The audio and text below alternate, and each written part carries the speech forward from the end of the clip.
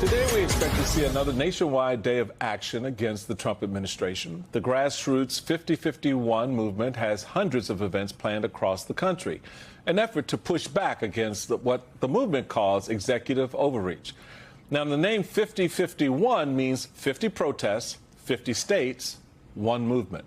There will be rallies, nature cleanups, and food drives as well. Today's protests build on the momentum of the hands-off protests from 2 weeks ago.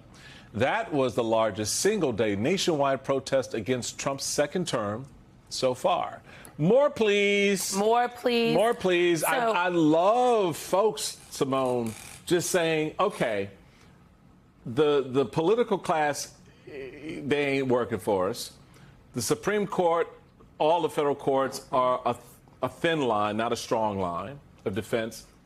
We the people is where all this is going to matter, I think. The people have always had the power. Yeah. I know it doesn't feel that way, but the people have always had the power. The Washington Post, I read all the things Eric Wimple writes. And he wrote this on Friday. You heard the resistance was dead. You've been reading too much. Outside of the vibes realm, however, there's an outbreak of data that appends the picture of a limp Trump resistance. In a March 19 analysis in Waging Nonviolence, Erica Chenoweth, Jeremy Pressman, and Soha Hammam reported that this movement is alive and generating heat. In February, for example, the group counted more than 2,085 protests supporting federal workers, LGBTQ+ rights, Palestinian self-determination, etc., versus 937 in February 2017.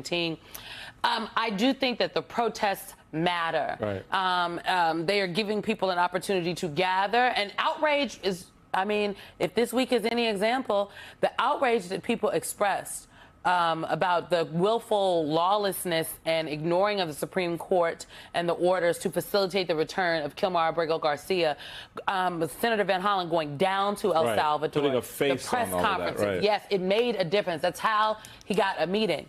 But let's remind people what you've been saying about what Donald Trump and the Trump administration would love to happen with these protests. That's it. I mean, look, the reality of it is, I love the protests. I love the fact people hit the streets, but be careful, be smart, because there are forces that want to use those to angle towards giving Trump the green light to invoke the Insurrection Act, which will then shut down, give him the ability to shut down a lot of stuff, including things like, I don't know, elections and midterms, the gathering, further gathering of folks on the street.